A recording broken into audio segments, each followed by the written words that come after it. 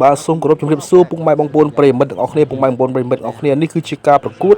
វាផ្ដាច់ព្រាត់រវាងលោកគ្រូអេវថងនិងកីឡាករសូរិយាមួយថៃពុកម៉ែបងប្អូនប្រិយមិត្តហើយលោកគ្រូអេវថងបានប្រកួតជំរុះបានឈ្នះកីឡាករអេស្ប៉ាញគឺកីឡាកររ៉ាហ្វីបានមកដល់ការប្រកួតផ្ដាច់ព្រាត់នៅក្នុងការប្រកួតនេះពុកម៉ែបងប្អូនប្រិយមិត្តហើយឥឡូវនេះតាមដានទស្សនាទាំងអស់គ្នាពុកម៉ែបងប្អូននៅក្នុងទឹកទី1បាទកីឡាករបង្គោលខៀវគឺកីឡាករគឺលោកគ្រូអេវថងហើយកីឡាករបង្គោលក្រហមគឺកីឡាករសូរិយាមួយថៃពុកម៉ែបងប្អូនប្រិយមិត្តឥ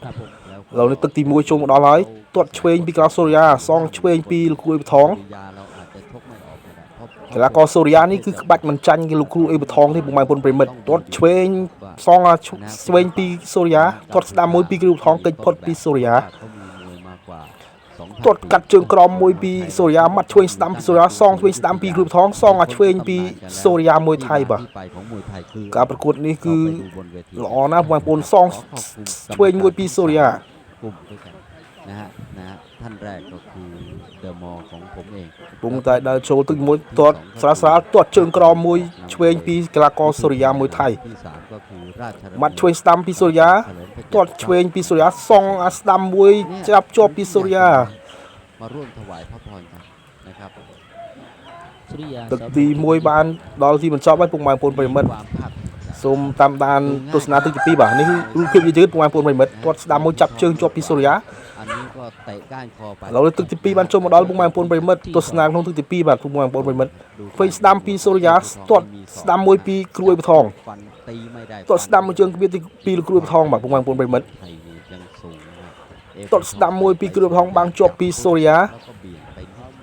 ចលោទាត់ឆ្វេងមួយពីសូរិយាស្ដាំសងវិញពីគ្រូថងទាត់ផុតពីគ្រូអេវថង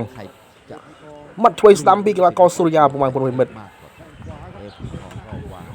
បាច់របស់គាត់លយមែនទែនបាទកីឡាករសូរិយានេះគឺទាត់ទៅនឹងម៉ាត់គឺប្រហែលគឺក្បាច់ដូចគ្នានឹងគ្រូថងទាត់ឆ្វេងធ្ងន់ពីសូរិយាទឹកទី2បាទក្រៅម៉ាស៊ីនហើយបាទពុកម៉ែបងប្អូនទាត់ឆ្វេងមួយពីសូរិយាម៉ាត់ទាត់ជើងក្រមសូរិយាម៉ាត់ឆ្វេងស្ដាំសងទៅវិញទៅមក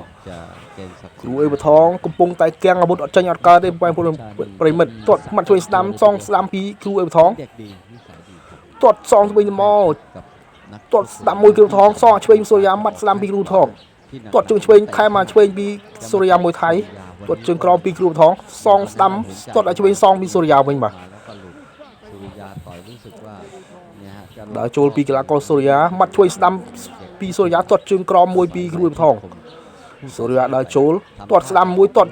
ចុះឆ្វេងឆងពីសងពីគ្រូសូរិយាបាទก็จะไปชิงชนะเลิศเลยนะฮะចប់ទឹកទី2ពុកម៉ែបងប្អូនប្រិមិត្តនេះគឺរូបភាពយឺតទាត់ឆ្វេងថែមមកឆ្វេងពីសូរិយាម៉ាត់ស្ដាំពីគ្រូអេវថងសងវិញ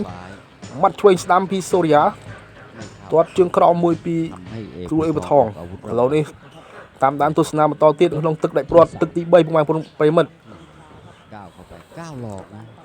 ទាត់ស្ដាំបាំងជាប់ពីសូរិយាម៉ាត់ឆ្វេងស្ដាំល្អមែនទែនបែកទឹកខ្ចាយបាទពីសូរិយាម៉ាត់ឆ្វេងស្ដាំសងទៅវិញទៅមកពីគ្រូអេវថងទាត់ឆ្វេងថតសងឆ្វេងពីសូរិយាទាត់ឆ្វេងថែមទៀតម៉ាត់ឆ្វេងស្ដាំពីគ្រូថងម៉ាត់ឆ្វេងបែកទឹកខ្ចាយម្ដងពីសូរិយាមួយថៃវានេះក្តៅម៉ាស៊ីនហើយពុកម៉ែបងប្អូនដើម្បីដណ្ដើមបន្ទុកទទួលជ័យជំនះបាទទាត់ឆ្វេងសងឆ្វេងពីសូរិយាឆ្វេងថែមមកឆ្វេងពីសូរិយាបាទនេះគឺជាបន្ទុកឲ្យពុកម៉ែបងប្អូនប្រិមិត្តក្នុងទឹកដាច់ព្រាត់នេះគឺជាការសន្សំបន្ទុកដើម្បីទទួលជ័យជំនះដល់ចូលពីសូរិយាធាក់មួយចាប់អោបអញ្ញាកដាលញែកម៉ាត់ដរិចស្រាលពីសូរិយាមួយថៃទាត់ស្ដាំមួយជើងពីគ្រូអេវថងដល់ចូលពីសូរិយាម៉ាត់ដរិចស្រាលទាត់ស្ដាំមួយពីកីឡាករលោកគ្រូអេវថងមកសុំទោសបាទកាលពីមុនគឺរៀងរបស់គាត់ស្បែលមែនទែនណាពុកម៉ែបងប្អូនប្រិមិត្តត្រឹមតែ72គីឡូក្រាមទេកាលហ្នឹងគឺក្នុងអំឡុងឆ្នាំ2003ពុកម៉ែបងប្អូនប្រិមិត្តទាំងអស់គ្នាហើយការប្រកួតក៏បានឈានចូលដល់ជិះចប់ហើយពុកម៉ែបងប្អូនប្រិមិត្តទាំងអស់គ្នាទាត់ស្ដាំមួយពីគ្រូថងសងវិញស្ដាំស្រាលពីសូរិយាទាត់ស្ដាំមួយចាប់អោបគ្នាពុកម៉ែបងប្អូនប្រិមិត្តអញ្ញាកដាលញែកពុកម៉ែបងប្អូនប្រិមិត្តហើយឥឡូវនេះទឹកដាច់ព្រាត់ក៏បានដល់ទីបញ្ចប់ហើយពុកម៉ែបងប្អូនហើយរងចាំតាមទស្សនាថាតើកីឡាករសូរិយាមួយថៃឬកីឡាករគុនខ្មែរគឺលោកគ្រូអេវថងអ្នកទទួលបានជ័យជំនះពុកម៉ែបងប្អូនហើយសម្រាប់ការប្រកួតនេះគឺលោកគ្រូអេវថងចាញ់កីឡាករសូរិយាមួយថៃពុកម៉ែបងប្អូនប្រិមិត្តគឺជ័យជំនះបានទៅលើកីឡាករសូរិយាមួយថៃពុកម៉ែបងប្អូនប្រិមិត្តเตะแต่ละทีเห็นไหม